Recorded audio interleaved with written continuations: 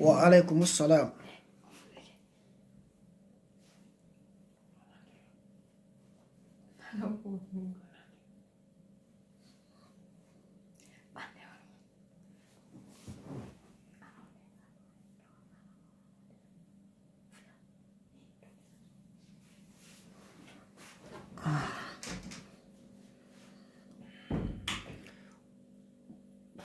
Abdou Balde, bonsoir. On fait un bonsoir. Bonsoir, on a dit. Ok. Acchen kasa,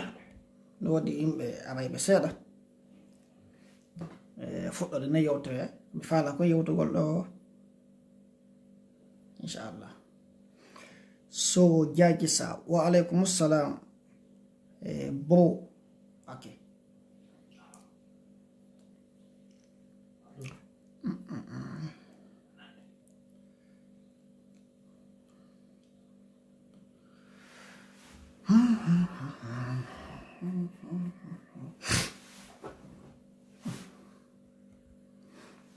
Okay. Balde, Aïssatou Balde, bonsoir. Ok, ya ukhti. Salam alaikum wa rahmatullahi wa barakatuh ya akhi. Wa alaikum salam Bari Ibrahim. Awa. Bonen sedani foto de yewtere den do nakasa. De nafa. Wa alaikum salam Ceerno Bari. Ok. Fop onon dawe ben foto on salmina. Lando si hit on e jam. Min wami do e jam.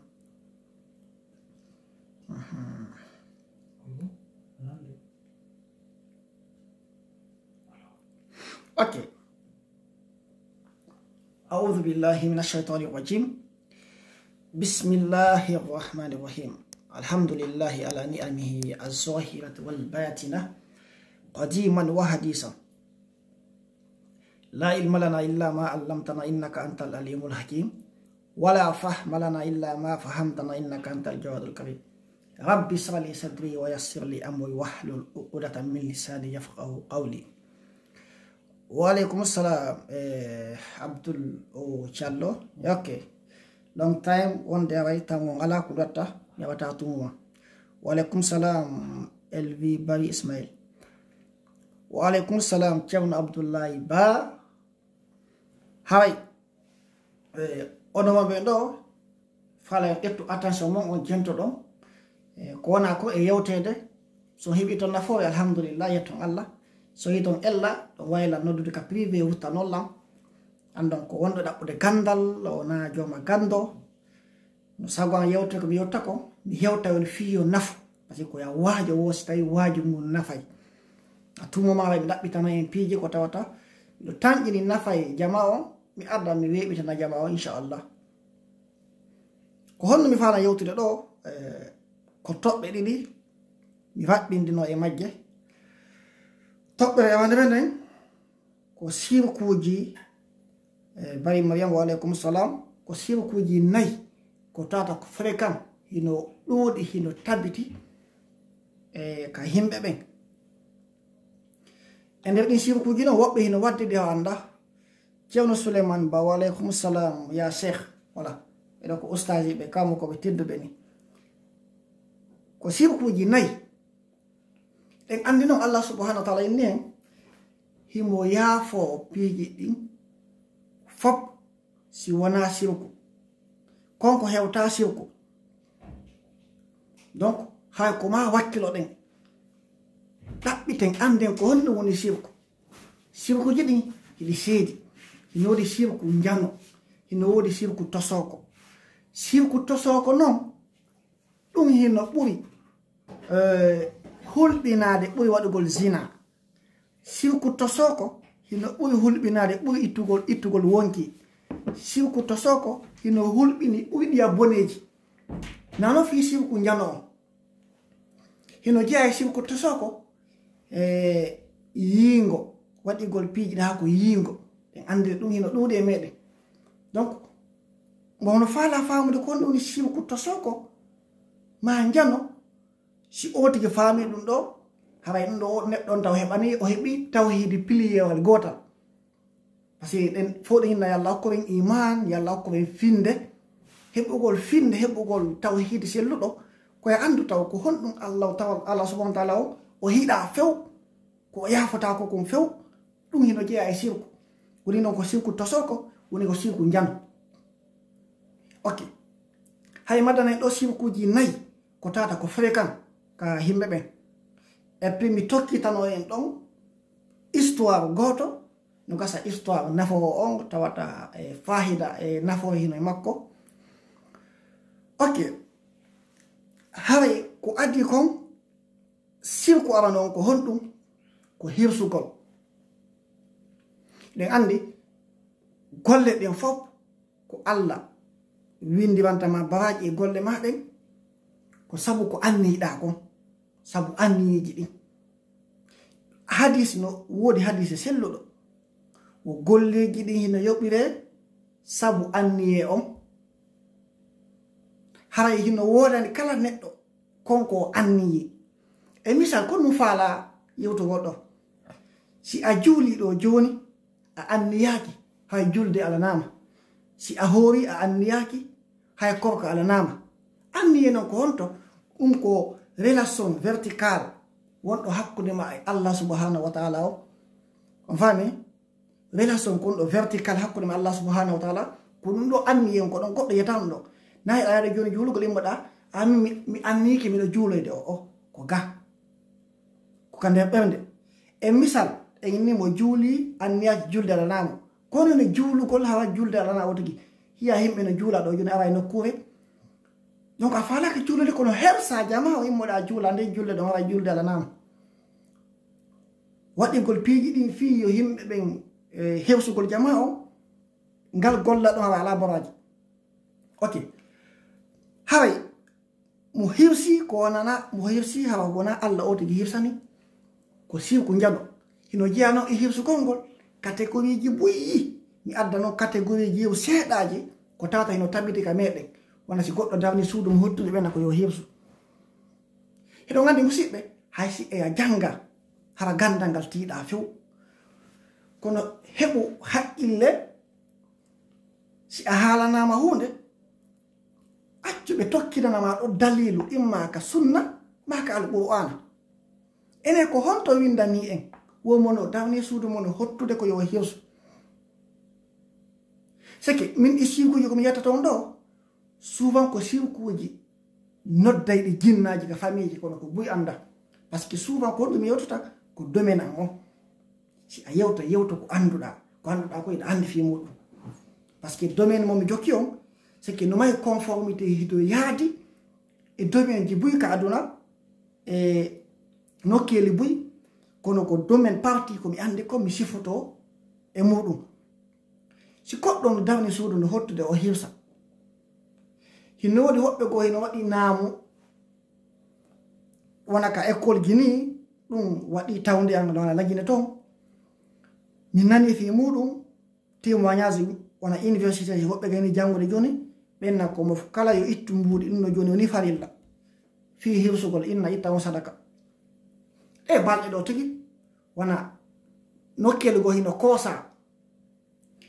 ɓenni ɓe liɓaka noon taw kon ɗum par ce que hiɗo andi woɓɓe go profitay e souffrance ji ɗin ko tawata yimɓe ɓe hino maapi ɗon ɓe profita ɓe heɓa mbuuɗi ɓe waɗa kadi sirkuji ton wokomo kala yo ittu 100.000 mi sikki ko 4.000 ka 6.000 bâtiment kosa ɓeni o ɓe liɓayɗi wo galle kala ittu 100.000 ɓe hirsa may jeɗɗi 100.000 4.000 bâtiment esena 400 millions fanginen no may jeɗɗi kono ɓa yimɓe ɓen no maapi ɓe kosanama cuuɗi ɓeni ɓe liɓay donc ko yoɓe profite ɗon heɓa go'o ɗimmum ɗum ɓe waɗana ɓe kadi sirku hino Allah dandu ɓen si ɓe liɓanama si ɓe itti ɗin mbuuɗi hay non seulement ɓe sirkani Allah subhanahu wa ta'ala kala contribuɗo ton deuxièmement ɓe perdi par ce que wona ɗi nayi jeɗɗi koko hirsanta ɓe ɗon ɗum dandata liɓugol ɗum si gouvernement mo inni tun ɓe liɓay on faami donc sayeji goo si piiji ko waɗi neɗɗo hay si ɗam moni ma ɗum ɗamayi sokola wota hawju réagisugol jooɗo miijotoɗa par ce que Allah ko ɗum okkoye haqqil quoi ko fiye jooɗo tasko ɗen hino waɗi école jogoɓe hirsa chaque année wo fi resi sugol yimɓe ɓe yo gagnant fi heɓugol bac. Donc ɗum hino waɗa ko ɗum souvent école ji ɗin laƴine o yahay sonnaɓe ɓen faɗɗe te pande. tentini min école ko mi janngayno ɗon ko waɗano terminal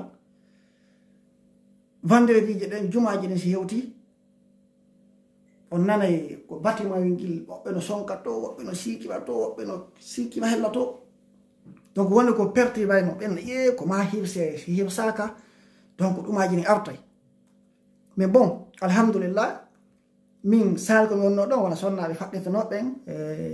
wona fillitagol ɗo wona tigginoɓen si o tigi faɗɗama mi maccaynomo fi accitamo kono si o tigi tiggaki la mi accitamo e probléme ko wondi ko. donc jooma école en tigi ɓe anda ɓena ko yo hirse. jinnaji ɗi hino faala rewede allah subhanahu wa ta'ala inni kala ko wona qul inna salati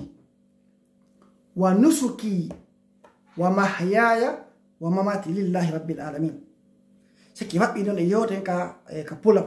allah inni wo ko ya wi'u julɗe ko juulata ko wonɗen kon e juulude e piiji ko hirseten kon ngundal men ɗan e mayde men ɗen sikki koyen consacre fi allah subhanahu wa ta'ala. sa hirse hino fiiɗa hottude suudu ɗum ala dalilu ɗum wona e deftere jannguɗa ɗum wona hadisi jannguɗa ɗum. siɗa dawni école ma ɗa fuɗɗade business joni inna a himɓe ɓe waɗa ɗum ɗon naamu par ce que souvent jinnaji no yiɗi sikoɗen piiji ɗi profita e moƴƴa ka hirsugol ma a mi hoyɗi mbiɗo ittude sadaka inna ɗa ittuɗon sadaka. est ce que haqqille hino wawi jaɓude ɗum o min haqqilan ɗe wawata jaɓude landi no onon kadi haqqille mon ɗe wawata jaɓude. goɗɗo si hoyɗi itta ɗum non sadaka. goɗɗo hoyɗay no wiwa wonde kono si weeti bimɓe o wirata n'est ce pas. goɗɗo hoyɗay no iwde kammu jana si weeti bimbi o ƴawataka kammu o hocco cikko ɓenna a min mi waali mi hoyɗi wona annabajo ko koyɗi annaba ɓeynete e ɗum ɗon kala ko ɓe yi ko gonga ko non woniri on faami. donc ko wattangol hila moƴƴa ma woɓɓe hino nodda kafama koɓe ɓennama a itta e o sadaka ɗo a itta e lisere danere par ce que jindaji ɗum ko ɗum ɗi yiɗi ko spécial ko fiyo ɗi rewe buy hino rewde ɗi hawa anda hunko mo hirsay taw hirsan jinna souvent e kirse koko ɓe haalande on ɗo ko kirse wonanɗe jinnaji souvent ɓenna a itta e linsere danere a hirsay dammil daneyil pem ma ɓalewil kis sikki ma jertugal boɗewal souvent jinnaji ɗi ma kawama koɓɓe waɗa e condition faami ɓenna ko spécial na fi ko jinnaji ɗi ñamata ɗum mais ko fiyo ɗi rewe par ce que buy e meɗen anda ko fiyo no jinnaji ɗi falana ɗen an ƴiƴan ɗon ɗen andi kanji ɗi adino en ka leydi ɗo kono hiɗi warindirayno ɗi rufidira rufugol ƴiƴam ko sikki ko ittugol ƴiƴam buy par ce que ɗen andi e nder ƴiƴam ɗam yahi ka scientifique si goɗɗo ñaami ñamete joni ñamete on transforme to en énergie on énergie ɗon transforme o yaka ƴiƴam ko ɗum no inna ka suratul baqara aya 275 wo bisal ñaamo riba mina ɗo wona habbat quelqu'un qui est secoué par le diable. misal ñaamo riba hiɗande seytaniji ɗin ɗi circula ka ƴiƴam meɗen wona ƴiƴam na circula ɗi ka ɓandu meɗen ko ɗi énergie fi faamu ko ɗum ɗo ko automatique. miɗo acci no gasa maccuasi vidéo landi o waɗa liye goto audio mo ka youtube mo kala hino wawi ƴettude tan makko siko écouté o mari o jento kono noon ko hombo jentotowo audio ɗon hara ala ɗo jinde oto go'o ɗimmum ɗum hara laaɓi ala takkoma tammu ɗum hara ala nokkuye ko tawata heɓa e probléme par ce que woɓɓe goo si jentike tawa jinnaji ne maɓɓe réaction on waɗay si a jentiki ɓanduma ɗum sofi par ko ya andu goɗɗum no ka ɓanduma soit imma hara ko sihir ko ndoroyagal no ka ɓanduma si a jentiki a diwni ala kama andu ndoroyagal no ka ɓanduma qur'ana mo jentiki ko sakina jippoto makko kono sakina ko deƴere wo anzala sakina alqur'ana ko ɗum mo jentiki ko sakina jippoto wotoji ka après mi accay liye ngon dow ka inchallah so mi gayni vidéo ɗo. donc jinnaji ɗum hino faala hiwsande de moƴƴa kala faalaɗo ittugol sadaka tawino joni bolam min koye sakkalendi ma sakka fende mo cooɗo jande goto hen abbi mi hisan Allah subhanahu Allah anni o itan Allah on faami donc Allah huɗi wala cewno no haalan nden ɗo Allah huɗi kala hiwsan ɗo ko tawata wona kanko o yi donc ɗum ɗo ko côté hiwsugol ngol siɗa mayi mbuulɓe ittu naɓana himɓe ma ɓen innu sodanelan dammel ma ɗum nagge hirso ha anda anni ko ɗum anniɗa e hirsugol kadi anni yo Allah ndikki neɗɗo hino hadis no selluɗo inni wo ñawdire ñabbeli moɗin e ittugol sadaka par ce que sa hirsani Allah subhanahu wa taala ko ɗum ɗo ɓuri e moƴƴude ɗum tuuta goto jaɓo innede ittu nagge ittu baalel ittu jewtogal sadaka itta ta goto tan no suude ɗa hottude ina hirsay si a hirsiɗa noddi jinna kama mo a chaque fois jinnaji ɗin ɗi aray ukka probléme ko famille ton liɓa sonnaɓe hande goɗɗo no noddilam innimmi wo ɓe janni ɓe hunjinde alƙuwana ko baya ɓe nami toon jiwo kono ɓe ni wo ɓe ɗettata on jiwo ɓamo faɗɗede e musidɓe ko honto fokkitoɗen enen ko alƙuwana hunjete tawata goɗɗo faɗɗete ɓen noon ɓe wankam hoccudemo ha ko alƙuwana foppo ko sifa ko o lekki si hunjinaɓe alƙuwana wonki moccude goɗɗo ko juste ko simple hay si on yiɗa komi yewtata kono jenten gasa méthode komi haalanta on kon applique on nafay on min komi yewtata ɗo wona fi amin déjà miɗo andi si attaque ɓe ngori andi miɗo andi ko honno mi défendi taw hooreyam si attaque goɗɗo yesso miɗo andi ko honno mi défendi taw o tigi ha wona centagol in ko biti ɗum tabita ɗum koni heni par ce que goɓɓe kadi ko ɗin woppiji wondi donc côté on ko hirsugol ngol wattani haqqil moƴƴa mo hirsa yo hirsan Allah ta condition waɗu ta hoyɗu hirsa par ce que si tawino goɗɗo ko hoyɗi o waɗay bimmi là c'est bon ay watteno kono nayi annabaɓe ko annabaɓe ko koyɗi ɓen ɗo ɗi woni gonga donc mo hirsa yo wakkilo hirsan Allah subhanahu wa taala sey ta sadaka ittu okka ha ko anni laaɓu ɗum ha wona goɗɗo inuma ɗum ɗum ko aranno ɗum non donc en ala détaillé moƴƴa immunu gonɗum ko les bagues hurundaji hino woodi e bayloɓe moƴƴinta kawma ko ɓe moƴƴina souvent o heɗen hurundaje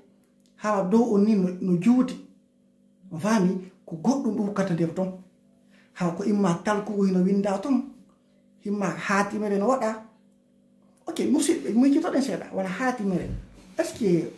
si goɗɗo foddi alqur'ana on naasi ma fuɗɗi baqara han naasi haatimere no ko alqur'ana haatimere ala toon ko ndurayagal no yuallimuna nnasa sihr wama unzila alal malakayni bi babila haruta wa marut donc ndurayagal d'origine on ko Irak babilol fuɗɗino donc haruta e marut ko ɓe yawdo jannugo yimɓe ɓe kono kala mo ɓe jannata ɓennama wota heferɗo innama nahnu fitnatu minen komin fitna fala takfur donc baggeji ne woodi ko kama ko ɓe windata woɓɓina ko hijabu yawno Afrique ɓe windalla lekki hijabu woɓɓe goo ko piiji go ɓe haɓɓitoto ɗo oya sori ɓe daginema woɓɓe goo no etti ɗum piiji haɓɓi ɗo ma bobo jibine ɓe haɓɓanamo ɓenna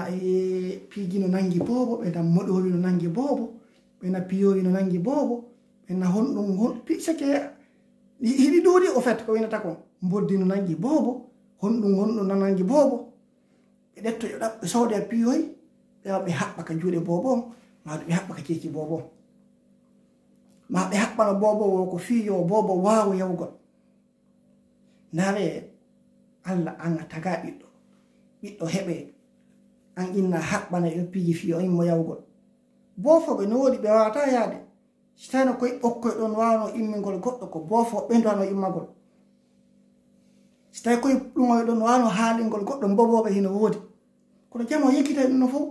si ɓiɗɗo nawni ɓe mapo a kekku nangi bobo on hawa yeeya sodano muɗum ɗo haɓɓanemo koye piihoy ɗo waɗanemo ni on faami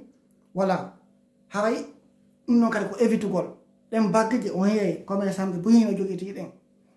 souvent ɗen son udditiɗe ko koni nder to ɓenna ko piiji ko hijabu ko lekki arsike ko lekki ni e ni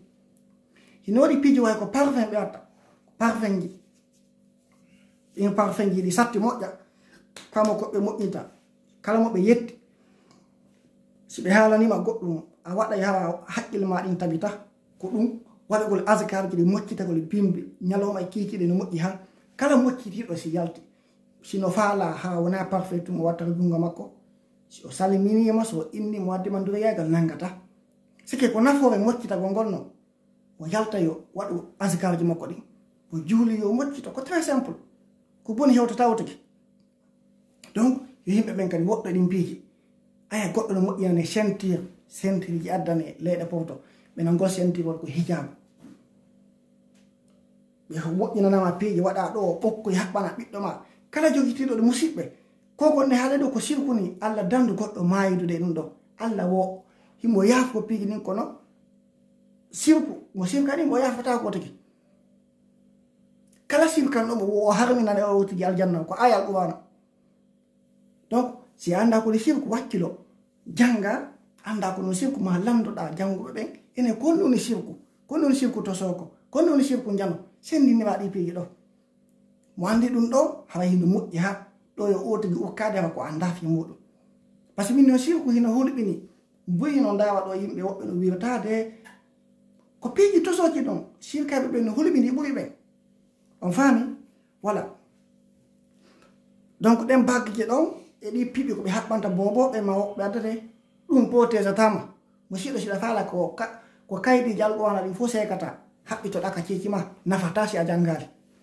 ko alqur'ana ko qur'anu sike koko jangeta inna si a ɗettiɗo ayatal kursi a wingi ka oto ma e woɓe kadi waɗa jikiriwol e ayatal kursi no wengi ayatal kursi ka windi protesatama few ko nafatama ko ya jangu ko ya wuulu tawi na an bobojo wakkilo wowla janga ko ɗum ɗon inna ɗen ok mi hatta on côté ɗon fi ka piɓi ɗon no ka baggije ɗon e ka piɓi ko yimɓe ɓe haɓɓitoto kala sonnajo maɗo ɗum ette haw ko nafata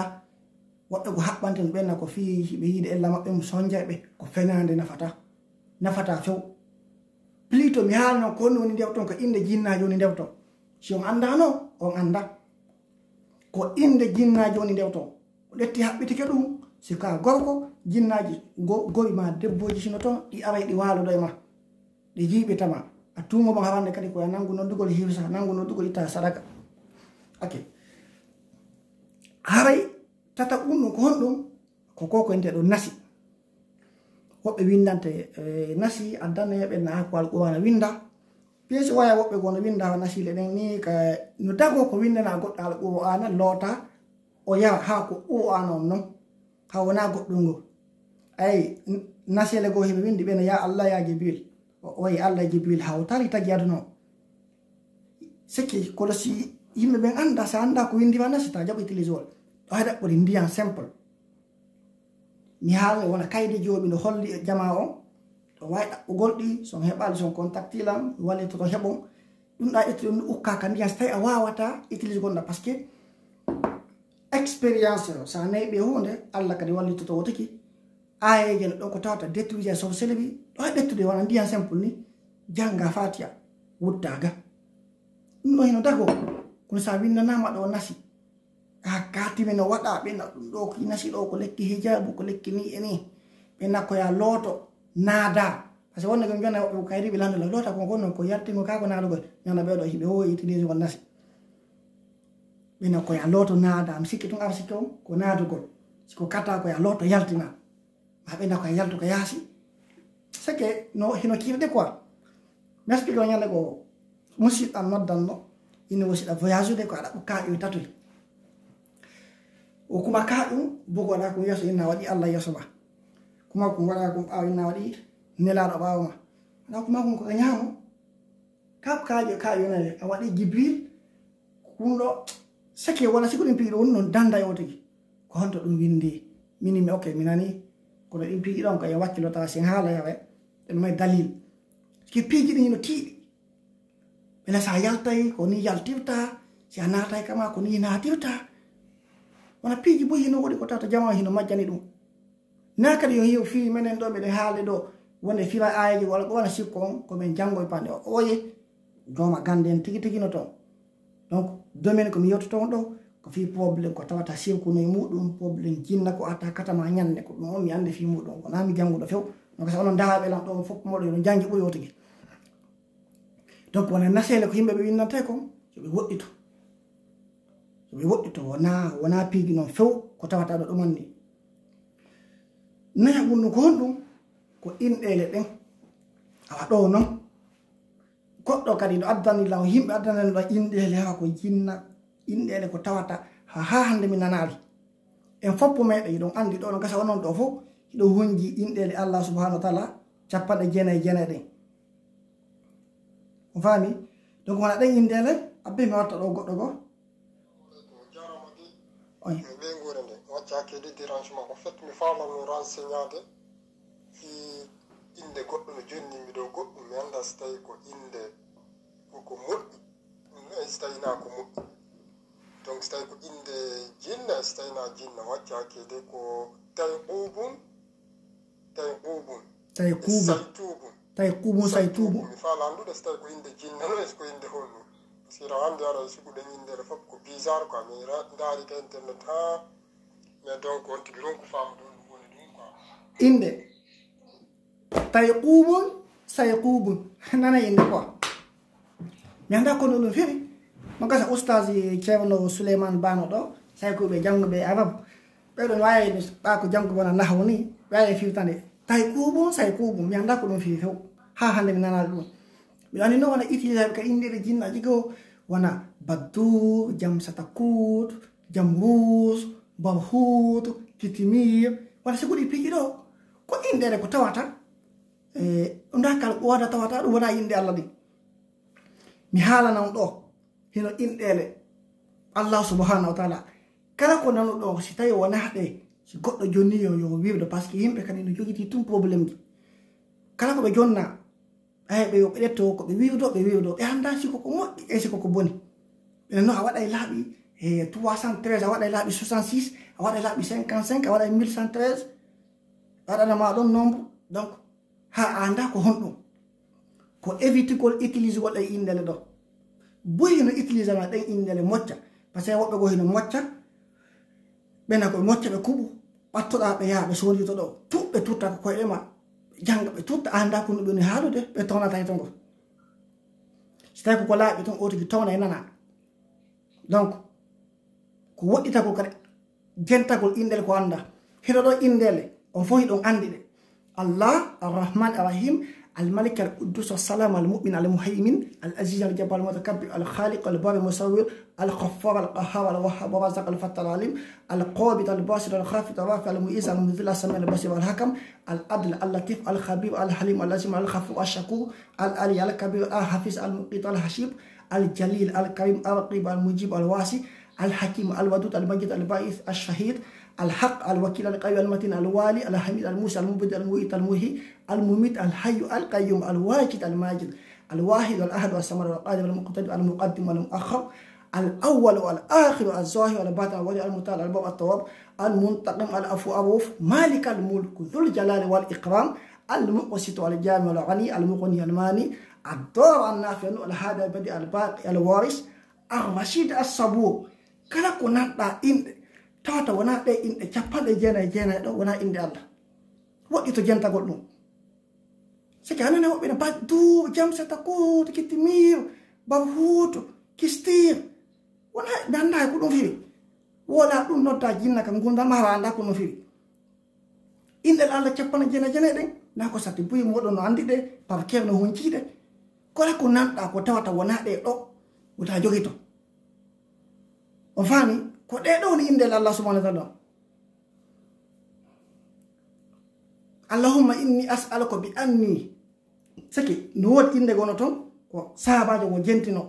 donc ɗo waɗa ɓitudana haaji ɗen ɓawo jentiki inne nden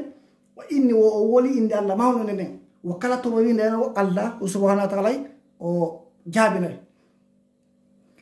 ko Allahumma inni as'aluka bi anni ashhadu an la ilaha illa anta al ahad as samad allazi lam yalid wa lam yulad wa lam yakul lahu kufuwan ahad donc wona nde inde ɗo gasa sinete capane janasi complète kono nde ɗo kala so nani tawata wona e inde ɗo o jonni o tan jento fi Allah ma on naada hawme probléme wona o ɗo dente hinde o fami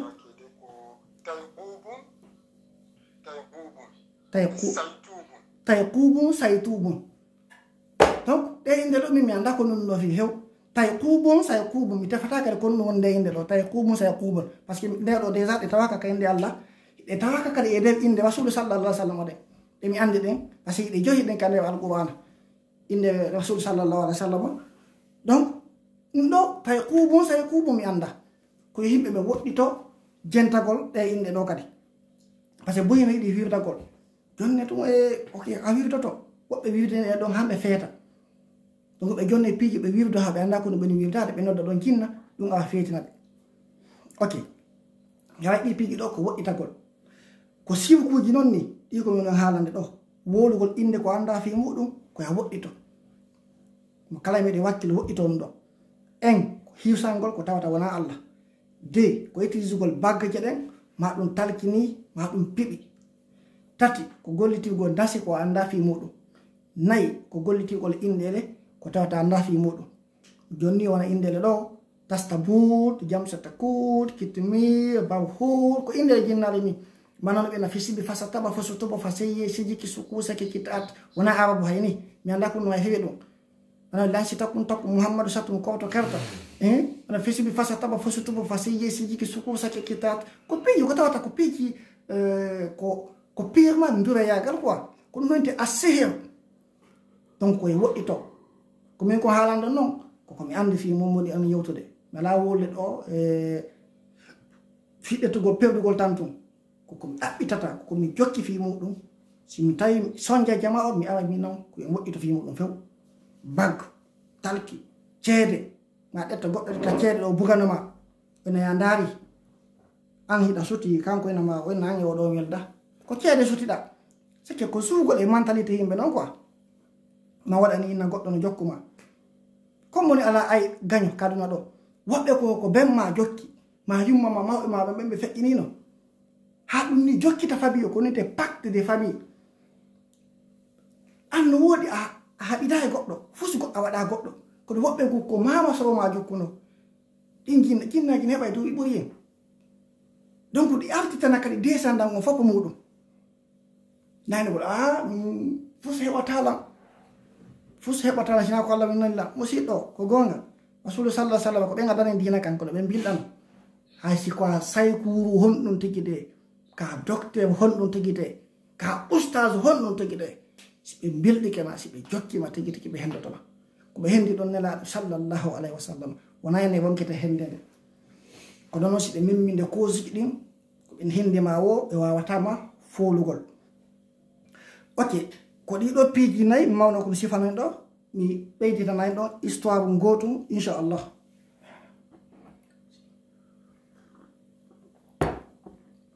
endem ko mi sifi do si on fama do ay poser des questions bi jabon do mi fedda do biana non histoire concernant kadi fi o ruqiya do wondo kande be alquran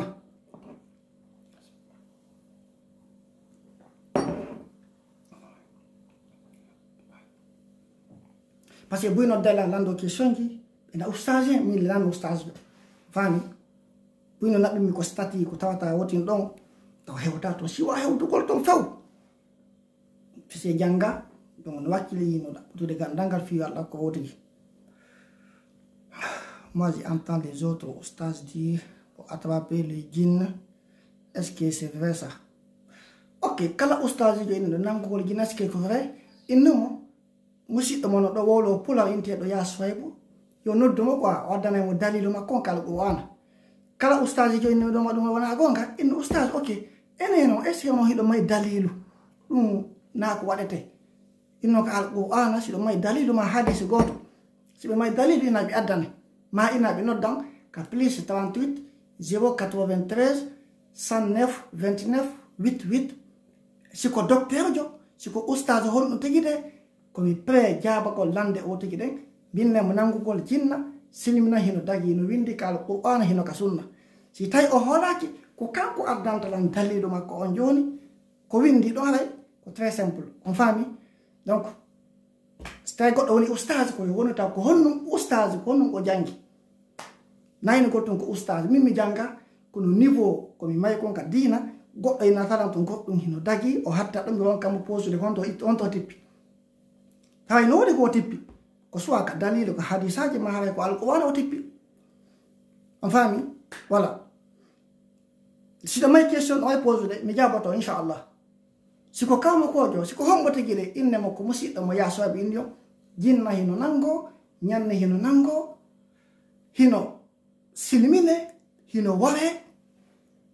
komboni wadde ɗum ko bi isnillahi ko konguɗo tedduɗi ko o alqur'ana ko ngol lawol ɗon min mi andi manda haray lawol go ay ɗum mi ala ɗum e tan kadi waɗa kol débat jano on tout kala nodduɗo la ari fiyo mi yewtu ha koye fiyo min famodiro mi yewtay o adda dalil makko ha yo ɗaɓɓito min ni o hayata décider fo mille quelque hadis ayata jamais ɓe jango ha ɓe jangito ɓe jangito quoi so fala ɓe janga e aller et retour ɓe yata on hadis innoɓe nangugol jinna wona ko dagi woɓɓe ko konto basoto ɓe ɗum ko bidiya nelaɗo waɗata noon aba ho wayo nanguno jinnaɓe quoi nelaɗo rasulu sallah ɓe nanguno jinnaɓe donc dalilu men feɗɗa ɗum ɓowano inni fa qatilu awliya alcheytan wo haɓe weldiɓe cheytan ko kaƴe ɗetteten haɓenɓe hay ustaji ɓe ɓe addana dalilu maɓɓe on so tawi ɓe inni est ce que ça c'est vrai est ce que ça c'est faux ko ɓe anda fi mum na fi goɗɗo jangiɗo ko oustage goɗɗo si jangi dori way ko jangi ko oustage e domaine hombo ko histoire o jangi ko fiɓu o jangi ko fi ko imamul muhaddisi ko hadis o jangi na fi on ti oustage kanƴe istite pretainnaɗa andi piiji ɗin fop c'est faux totalement faux kala sikkuɗo ɗum haray o famari goɗɗo si jangi hasi ko doctorat o mari hay no waɗi ko jangi ko goɗɗo wata heɓude doctorat e ɗi fop on fami voilà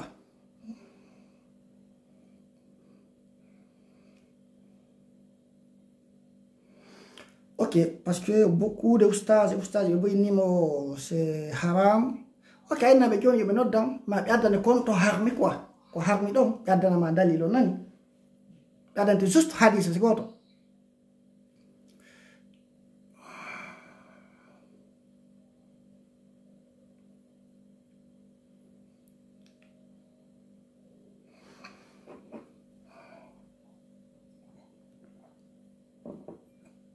mi sifike ɗo point ji nayi fi sirko ko noon pose question ji ɗe ɗon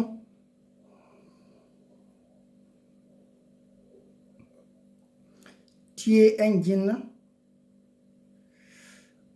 n'est pas un crime, c'est Dieu. Warugol nyannejo,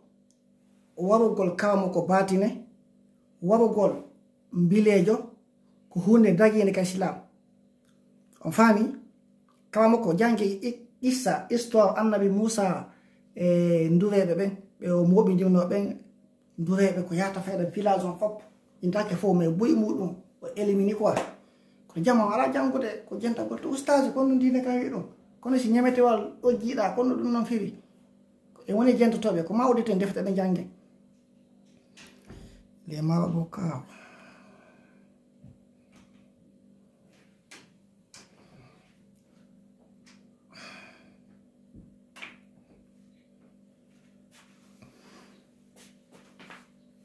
no ko fi waɗugol l'istikhara mi anda affaire l'istikhara mi waɗino vidéo fi muɗum l'istikhara koni ɗum ko towagol Allah a faala wadde ndi golle ok Allah subhanahu immoɗa juula togoɗa Allah wayi ɗo faala wadde ɗum ɗo so tawi koko moƴƴi suusinan mi waɗa ma moƴƴinananan goɗɗe ni so tawi kode ko ɗum moƴƴanala changena kutumum kono a yinni mimi wane ɗo l'istikhara mimi waalo mi hoyɗanama ɗo mi filitanama ɗum ɗo ko fenade noon watan waɗande l'istikhara min o mo kala hino waɗi l'istikhara ko to ko ya tobo Allah donc sikki tum baraje ala hakkuno men goto e Allah subhanahu wa ta'ala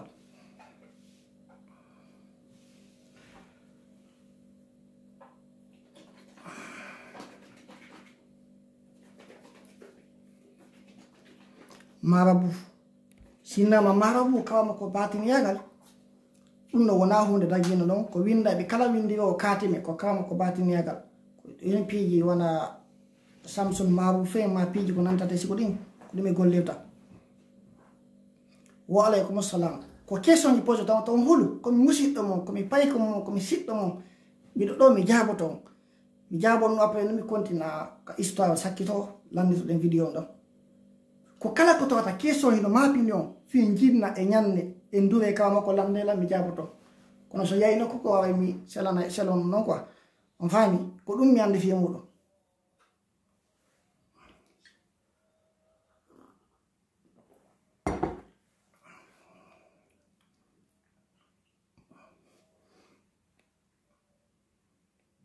on yi hande aduna no femdori non kono ka meɗen lagine laamu ngu no gollide ndura yagal ɓe sendi population o ɓe sendi jama o yimɓe ɓen fotta sa woli kawmakoɓe ɓen ni no naati ɗo fottetake tanke kawmakoɓe ɓen mi haalanen ɗo goɗɗum ko wallahi billahi si en acciti waɗugol wuɗɗiya lagine ɓe jiiɓita lagine en fottata pullo fottata hange ɓaare si en tettike wuɗɗiya kamɓe heɓe gollide sirku ko imma ko piiji ɗiɗi si ɗen faala hettugol hoore meɗen ka meɗen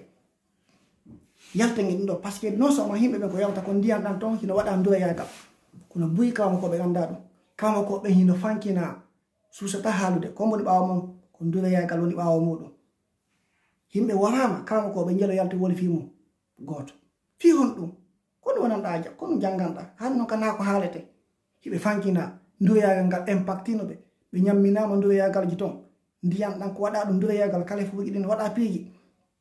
himɓe no warede himɓe no liɓanede cuuɗi hombo susta haale kawma koɓe haye goto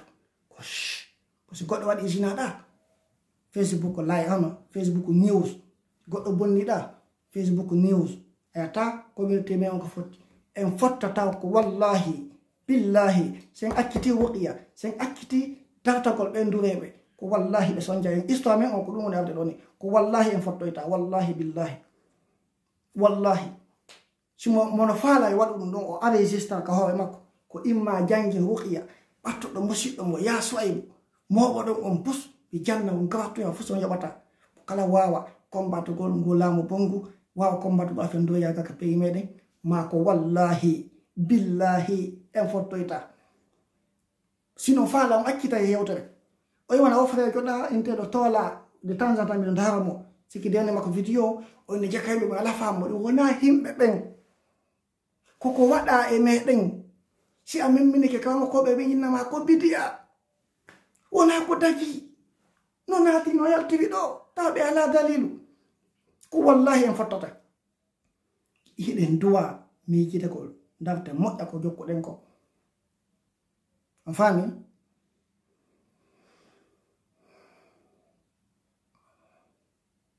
hiɗen duwa dartugol moƴƴa yimɓe waajete ɗo ha kono he finalement ko haba an mansura ko yo naatu ɗo yaltima ɗo naata ɗo yaltima ɗo et puis ko ni hay goɗɗo joɗaki ɗaɓe ko ni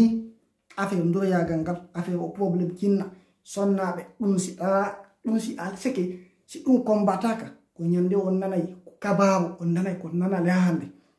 ye goɗɗo hino waɗi jinaɗa hanki ye goɗɗo hino wari modi mum ɗa ye goɗɗo hino taƴi dane goɗɗo ɗa ye goɗɗo hino waɗi ko ɗi crime ji to nan ton ko goɗɗum ukkoto e maɓɓe ko en sutaki so heɓiɗo musidɗo inno o janna yon ɗum gratuit ha ko mbuyi so créé plateforme fi muɗum tawa ko c'est des milliers de personnes mi janna mais yimɓe seeɗaɓe mi jannata mi lata muɗum gratuit wallahi on woola e ɗo han janngo he koye woole ha finalement wonani wawa ndiyam fottetake jamais hay ta goto bonu tan mum fi muɗum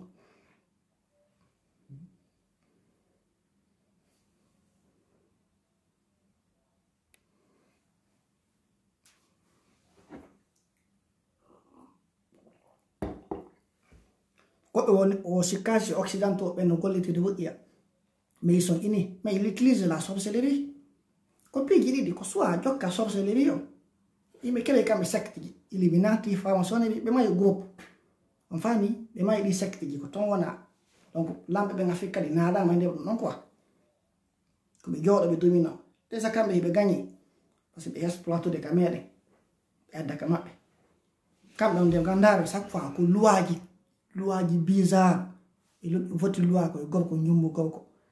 luwaji joni ne waɗi mi sikki o Canada tout récemment wosi permis goɗɗo no wawi jommidirde e barriére maɗum e kulɗum ko wonde quoi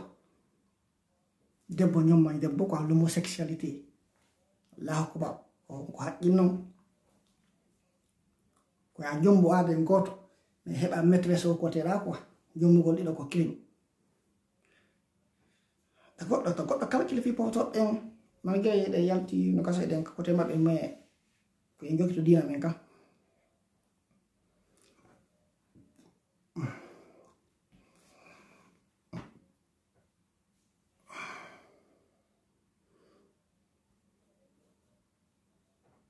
fi ekkita ko ya on créa on tigi plateforme himbe nato ya ton des milliers de personnes tuma dum wada o mi yami janna jaman ko watu si wadaka saki a son problème saki naka gérer son problème si mi bi tam mi way bi bi tan yeb ko way ko j'allais prendre vous allez l'utiliser c'était une affaire alhamdulillah ko dum wonde wadde ok beta une minute peut-être mi jabo question jidi macci wani continue histoire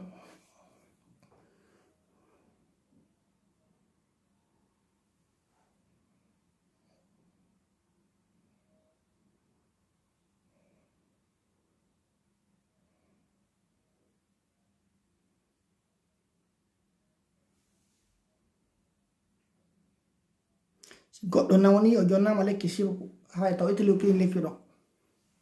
wona lekki kin dikkinda neddo fami Allah inna ko wanu nazilu min alqur'ani ma huwa shifaa'un wa rahmatun lil mu'minin to mo jente o istaw ha walanna mo heba yo réponse dum der ton ok hay ko histoire o en foppo meden anduden do mo gasa do andi mo wila ko le mo may nafo be hewone ka rubiya shar'iyya suratul ashabul ukhdud ko suratul buruj wonden histoire go do woni pay ko go latino sen atti tafsir ibn abbas tafsir ibn kashir hay be webiti ndefton addi kongudi buy ko ne wakkilo to résumé histoire hay nafo be hewoni do ka histoire do jento do histoire hawlanna ko janda goe lamdo go hino latino e epoque go e sa'i go o lamdo do mo mabno koko nite magicien jo ndurejo ma mbilejo wado ndureyagal ko mbileyagal ma nyannejo no hewti ko nawya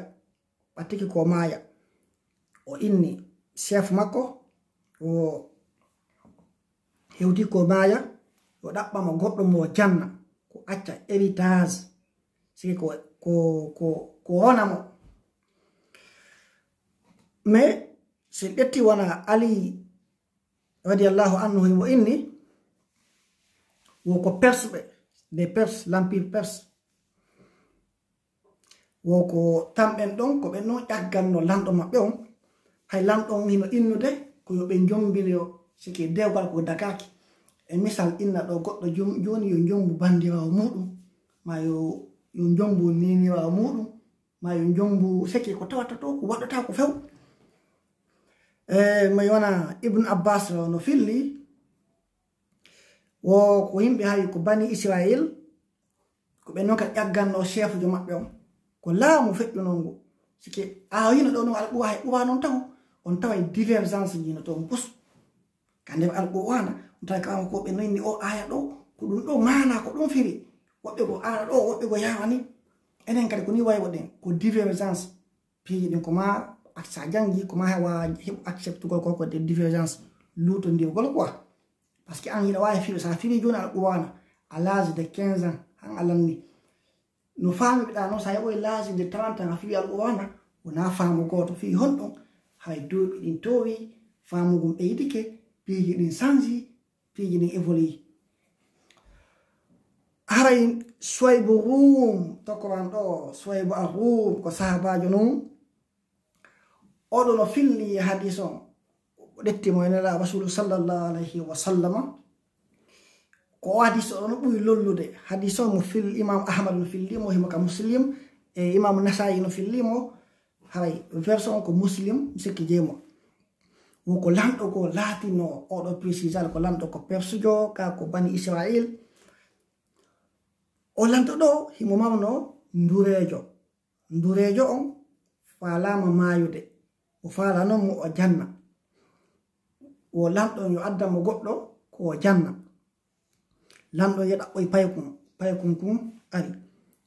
o janni payekon kun durayagal ñande goo e payekon kun sino yiwde jangol o ari o tawi kawmo ko yono jooɗi ni e tombologo ni hino janna ɗum kadi alqur'ana o jenti tawi kawmo ko jon kono kon haalude konguɗe ɗin hino foti in acci mi ɓatto o ɓatti takko kawmo ko jon o inni wo yo on kadi jannumo watti hande kadi payekon kun hino jangude nokkel ɗiɗi payekon kun jangay ka kawmo ko jon o yaha jangoya ndurayagal watti noon ko jangata ɗo kawmo kojo wonde o leefe ka ndurejon so o hewti ndurejon piyamo o ari o sifani kawmo ko makko ɗa o inni wo si o yehi wonde kawmo ko makko ka ndureyagal to on noon piidemo ok kawmo ko makko jonde mo leeson o inni wo hino konɗa wadde wo si a huli ndurejon ton innu ko mawɓe ma ɓe leetinma si a hoti ka suudu tawi mawɓe ma ɓe piyete innu ko ndurejon leetinma wona siwɗe penale ɗo ɗum ɗo hino dagi ko fenade kono hino dagi voilà watti pay kon ko watti ɗon o yaha o jangaɗa o jangiwaɗa o jangaɗa wo ñande goo kullil laatino kullil gi wala ka fimo mi anda ko kullil honɗo mi anda siko piyori siko honɗo ko kullil innano ampesangel yimɓe ɓen ka laaɓi ko ɓe feƴƴata pay kon ko inni wo hande mi testay ko komin jangude ɗo ene o kawmo kojo ko jannatanmi ko e on durejo ko honɗum woni gonga o pay kon ko ɗetti ɗon ko hayre ka ko leggal o ɗetti ɗo piiwo ɗetti wona hayre ni o inni wo si tawi ko komin jangude cuuɗe kawmo kojo ko ɗum woni gonga wo yomi fiɗu tun ngil kullil ngil maaya o fiɗi kullil ngil maayi donc pay kon ko hande kadi wonanimo pellital wo ko kawmo ko jom ko jannatamo kon ko no dagi o ari o sifani kawmo ko makko issa no feƴƴi no haano fiɗi hen kullel ngel donc ɓawa fiɗi kullel ngel ngel maayi kawmo ko jom ini mo honɗum a koko waɗɗa ɗo Allah ɓurnima ay e hoore am min ko ɗum ɗo Allah subhanahu wa taala ini kala qur'ana yu'til hikmati man yasha himo okka neɗɗo ɓuwal kala mo o faala namo okka goɗɗo ɓuwal fi ka docteur jo o hokkatamo ɓuwal fi ka hoɗɗon siki gande gono ton ma faamu gono ton ɓuwal Allah no okka ɗum kala mo faala siɗa faanawa janga few on faami haray kawmo ko jo innimo ɗum o Allah ɓurnima wono koko heɓuɗa ɗo kawmo ko jo innimo a jarri boyte e jakka kawmo ko jo i kawmo ko jon kadi Allah no okkowi on ɗon kadi faamu on no wolanimo ko oya heɓoyta Allah a long terme ko hewtal taw par ce que woɓɓe ko kadi si jangi nane ko Allah tun andi ko wirni ani ɓenno kadi no may sigo ɗen haqqilla to bobono kadi reedu nene makko kono pofotoɓe wawi moƴƴingol eko gawafi ɓe andi ko wirni par ce que sa ndawi reedu yeta goɗɗum microbe jin hino woodi en sutaki ɗi pofotoɓe moƴƴini microscope jango pofotoɓe kadi andi piiji goo ko wirni piiji o boyi no wirni e wona ɗi galaxie ji piiji no wirni sainto no ko Allah tun andi ko wirni kollo ni andide woɓɓe goo tano an a anda an gayni ko suuɗi ko fof koko hunde wirnide wakkilo kadi janga ma jentoɗa moƴƴa kawmo ko jinima jarri boyde kono sa jarri boyama kono jarri ɓeede o heɓoya sattede eɗen andi ɗum ɗon kan julɗo kala neɗɗo sa ni a gonɗini Allah okkete sattede sahabaɓen annabaɓen ɓe soñjinoɓe ni ko honde tuman ballal Allah ngal aɓata Allah inni ɓe ballal ngal ko ɓadigal kamɓe tigi ha wawa si ɓe duta e woni hande kadi a hibbu nas bala al anbiya ɓuwaɓe jarribeede ɓuwaɓe weelede ɓuwaɓe tampude ɓuɓɓe tampugol woɓɓe no wulla fi sonnaɓe woni nam mi heɓali bobo nene Aisha ɓe heɓaɓe jibinanogoy a ɓuraɓen ka Allah ɓen ko aljanna natoyta fi Allah ko wala ɓiɗɗo ta suno toromo so wakkali mo andu o muyanama on faami donc o jarriba o inni kawmo ko woni mo o jarriboyte wosi o jarriboyama noon haray wowota o wowlu inde makko pay kon ko inni ella ala watti comment dire watti hawi si hande kadi si tawi kawmo ko jon ɗon o hakkiti yawgol janngol ɗon fewande kadi hawi ministre jogowo ɓe holi ɓen ɗon ma golla ɗo no lamɗo hino nawnuno gite ɗen bunɗiti paykon kon heɓi hikma wona kamama ko yo jannimo ɗum wona ndurejo ko hombo andini ɗum ko allahu subhanahu wa taala o ñawday ndangu o ñawda sika bunɗo hay si a yahata o ñawday watti ñabbili ɓuri hande kadi o ñawday ko noon haaliwa ka qissa kumpay kun ɗo on ministre jo ɗon inna no nawni ɓe wakkili ɓe noddi kumpay kum o yehi o ini pay kon ko o hino ɗi piiji ɗo o yaltidi ko may kon foppo jawle ko wona e ɗaɓɓede kaduna ɗo yeɓi ko heɓi kon o inni ɗum ɗo foppo ko min jeyi si a dekkinilam ɗetto foppo muɗum pay kon ko jaabimo honɗum wo wona min dekkinta kono ko allah si a gonɗini allah wo si o gonɗini allah allah dekkinaymo hiɗen way andi ɗo wona ɗo woni goɗɗo nawni pandi ha mapike si tawi imano tedda ayi kam waɗo wondura yagal o inni ko yawno kefewa ay nandi ka kefewaɓe ɗo ka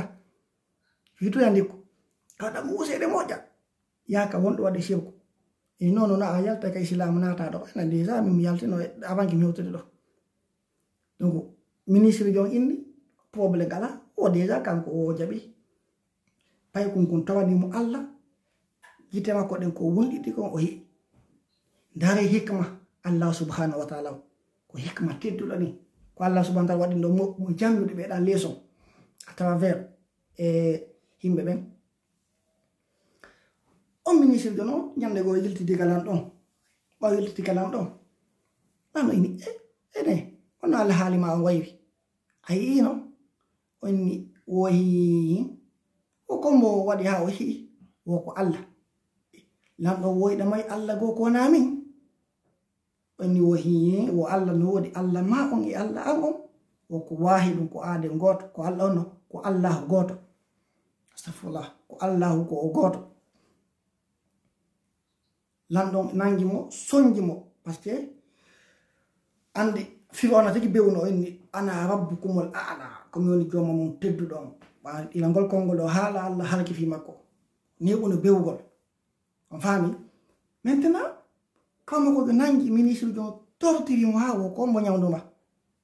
ɓe adde kum pay kum kadi ini iye a wawino ndure yagal ha wattino ñawdugol hande kadi a wattino dikkingol bumɓe a wattino immingol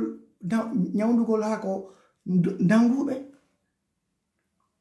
pay kum ko inni wo la wo nami woni e ñawdude kono ko hombo woni e ñawdude wo ko allah subhanahu wa taala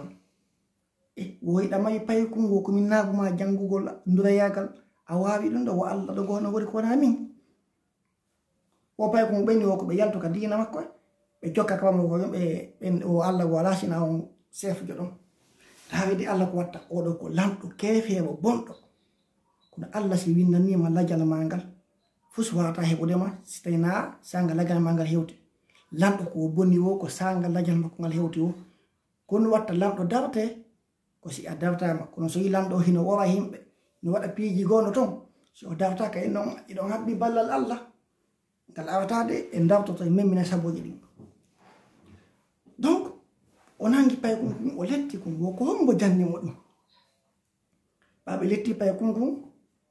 ɓe nangi taw ministre jo on ɗetti on seral ngal konte seral ko koko ministre ɓen taƴata leɗɗe ni si ka français ɓe wallini ɗo ɓe seeki halley ɓenni woyo yalto ka dina onni o ndari allah ɗum no waɗi yeeso allah subhanahu wa taala o fanki fii oya hino gonɗini oya ko lanɗon toñimo mo hi o nangi hoorende ɗo o seeki halley taƴitin waɗi pekke ɗiɗi allah waɗale ɓe yakso fof so acci ɗon on faami ɗum sigo ɗum no feƴƴude ka meɗen lagin naayo exactement kono yimɓe warama ton allah makkide e muɗum kamɓe ɓe gollide cheytan enen kadi gollita qur'ana o jooɗade yimɓe ko bidiya ɓe mula en so sikki ballal jippoto ɗon ko fenande jokko ɗon ɓe mula en goto e goto siɗa faala ka hombo tagi ɓe ok ɓe tortiri pay kunku ha pay kunku deno si kawama ko makko ɗandu e kawama ko makko jannunoɗo mo ɓeni kan jande kum pay kun ɗo ɓenni joni kanko kadi ko yalto ka dina ko jokki ko o arta ka dina lan ɗon o wona kefewo on kadi jaɓali ɓe nangi seewawol ngal kadi ɓe seeki howene fuɗɗi ɗo ɓe seeki hande ɓe waɗi mo pecce ɗiɗi ndawe gonɗinɓe allahu subhanahu wa ta'ala no lette ɗum ɗo hino ware yeeso allah yiya ɗon sela fanka par ce que kanko kala ko waɗi ko ɗum ɓuri e moƴƴude kala ko allah waɗi ko ɗum ɓuri e moƴƴude joni ɓenni ɓa paykonko ala silmude ko ɓe nango paykonko ɓe nama ka fello fami si ɓe nami ka fello ɓe accitamo toon si o weno sali ka dina o wawti ka keferagu koye ɓe waw paykonkon ɗetti paykonkon ɓe nami kon kadi o fello komo nanmo toon ko innen ko militaire ɓe quoi ma police ma gendarme wala sigon saye ɗon soriɓe ɓe ɓe nangi ɓe naɓi ɓen paykonko sim paykonko jaɓali o ko si iwka dina ko nataɗa paykonkon tori allah duwawoma fo en fo anduɗen allahumma ikfini bima si'ita kono est ce que yew duwawoɗo min simi wolima simi heɓi siko ɗin probléme ji latoto mi e kumpay ko wona imani goto men mawno an e kumpay ko wona imani goto mawno ɗo siki koyo allah wallumo siki non e wono allah faali wa allahumma ikfini ma allahumma ikfini waɗa liaison bima si'ita Allah walle non e wono wawiri siki kanko andi lawol umo waɓɓudude himo andi ko ni simo andi autoroute duwawu goto kono est ce que si docteur jo woli si docteur jo nangam jeɓini ɓe waway bo o woli o duwawu ɗo ɗum ɗo sofay on docteur jo kum pay kum wona gotum par ce que konko allah ko pay kum ɗo ko don wona e nder bindi pay kum ko yin ɗon ko hikma ko ɓuwal ko allah hokkimo himo okka kala mo faala mi si mi woli ɗum ɗum sowata la si mbiɗo bo probléme no gasa sowala no gasa on kala sowode par ce que mi kum pay kum ɗo wona hikma goto men mari enen kadi taggu ngun ko non siyedirɗen hino wona wuƴƴiya hiɗa janga ɗo fatiha juste mocca goɗɗo o ndikka automatique comme waɗi ɗum ko allah subhanahu wa taala woɓɓe no dawayno ɗum ko bidi'a ko ñogo ñaka donc en walli ɗum à côté hikma la sagesse de la connaissance parfaite acquise par une personne sen donde diye ko don ko sigi ko ɓuwal allah pay kon kon arto e hande kadi ɓa kon arti kon inni lamɗon kon arti lamɗo ini nanguimo ka naɓomo ka baabu ka ndiyam ye haka tumbo ndiyam wo konto waɗɗade gawde ɓamɓen wo allah regilanilamɓe ɓe arti o ko ɓe nango pay ko ɓe nama ko ndiyam kadi siko weno si ɓacca kon ɓe yiltido e makko siko weno sali ɓe ka ko ndiyam tan ɓe ka kon ko histoire mo tawata en fo meɗen yiɗen andimo ko juste ko fillitagol e hikma won ɗon e histoire on pay kon koye wona docteur ko mawno doctorat ko mawno ko juste ko fuɗɗino ko jangude pay kon babbe ko lam yiɗen andi hadis on inni ko soybo rum filliti hadi on soybo rum voilà ɓe naɓi pay kon kon kadi ndiyam ton ɓenni ko yo way noon so pay kon ko jaɓali pay kon inni allahumma akfini ma allahumma ikfini bima shita allah wallam noon e wono sekkino faali waɗa allah regili ɓen noon kadi ka ndiyam ton ɓe maayi pay kon ko awti ndaari ɓeeɗa sewawal ngal wallinama ɗa ngal seekama ɓen ɗon allah subhanahu wa taala sowali ɓe fi hon ɗum allah koko faalaw o watta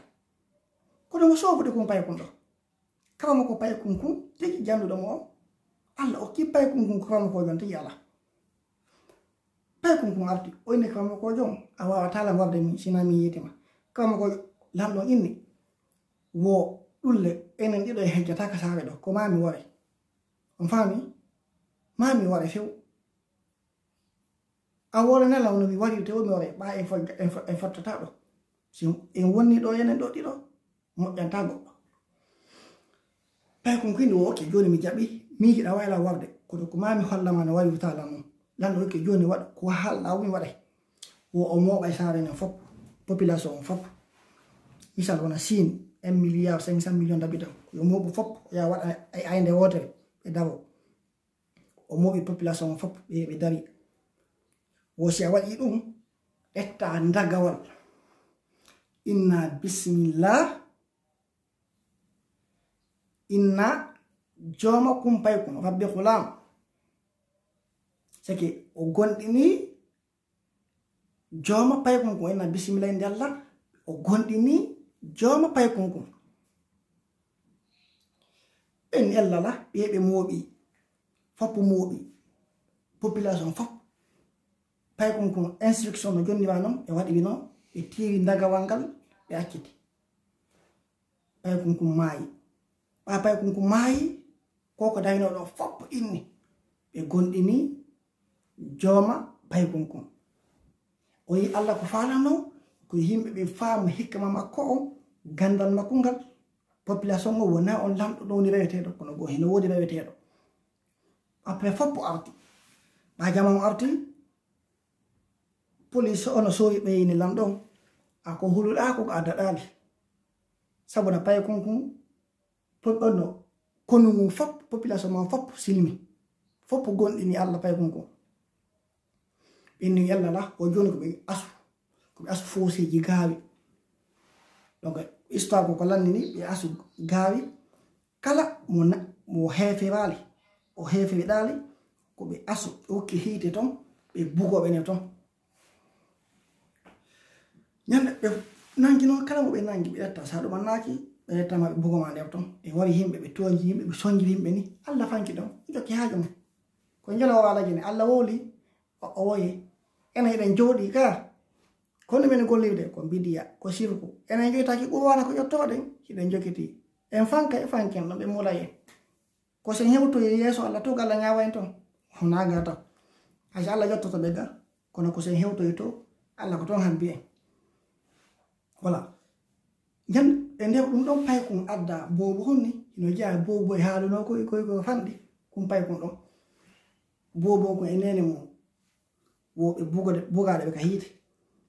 nene makko faala ɗum anango bobo ko inni wota nene makko hulu ko e gonga ɓe woni koɓe fokkiti don ko ka aljanna ko e gonga hoɓe gonga woni nene makko gonɗi no jeeya boboɓe haalnoɓe ko fanɗi on bobo ɗon ok ɓe wokki nde ɗokki pay koy yonno bobo penu mo wawata haala wonɗo e moynude hokkimo kanko e nene makko ka fosewol Allah yi ɗum ɗon fanki njelo wawama lagine Allah yi fanki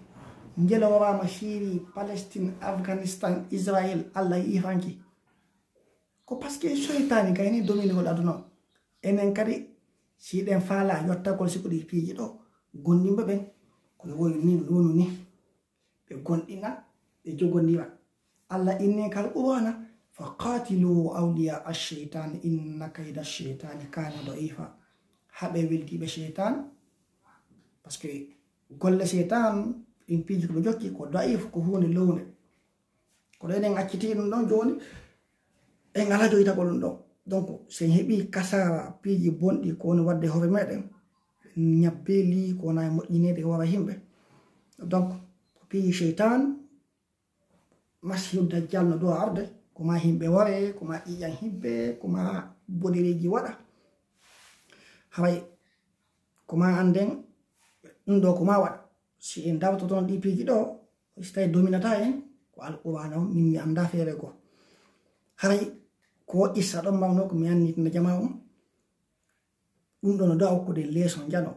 tawi huttito neɗɗo kala hay so ɓiɗɗo ma Allah no wawa wadde e ɓiɗɗo ma ko waɗa e ma annabi Dawud annabi Suleyman donc ɓe ɗiɗo noon ko ɓe wonno annabaɓe wakkilo ɗen respecte mo kala mo yiɗen hawa en añali neɗɗo en wonali critiqueo en wonali sabotowo jentoɗen hay siɗa andi jentoɗa ɗum gasa andire ñaago ko ɗum ɗo woni faamu e gandal hana sikkugol tun ɗa andi anko ko anduɗa ko ɗum haray ɗum ɗo jeyaka e jooma faamu jooma gando nani waywata ko musidɗo mo yasoy wonno ɗo hande kadi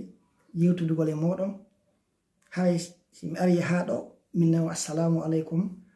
wa rahmatullahi wa barakatuh so tawi vidéo on ɗo o nafi on ɗo way partage ngol mo woɓɓe jentoɗon jentitoɗon par ce que jentagol hunde jentito ko ɗum no wartango ha o tigi tabita maraka hoore kono kala noddeɗo la lamdo yiran question ji koko yewtude ɗo mi jaboyta ko moye ɗum ɗo on par ce que wa fillitoy to vidéo on vidéo naafi a meɗanta ko fimon onon jentotoɓe ɓen fiyon jento fiyon faamu so heɓi ton ko nafi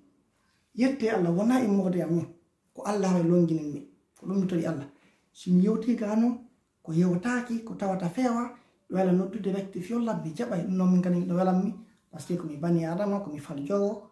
wona jooma gando haray simi hewti ɗo minne mom assalamu aleykum Allah waɗu e jam kala ko wonti ɗo assalamu aleykum